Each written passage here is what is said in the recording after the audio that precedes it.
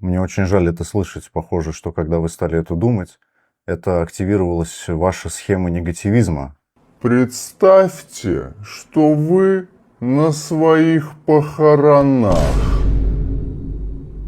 Что про вас там скажут люди? Продолжайте замечать эту тревогу. Сейчас мы будем двигать глазами, и она постепенно будет снижаться. Чувствуете эту тревогу?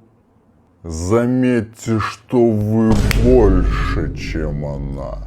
Давайте заметим эту мысль и сосредоточимся для того, чтобы узнать, где она живет в теле.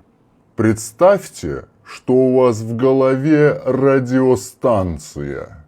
Давайте в качестве домашнего задания до нашей следующей встречи вы будете вести дневник мыслей на эту тему. Давайте к следующей сессии вы напишите собственный некролог.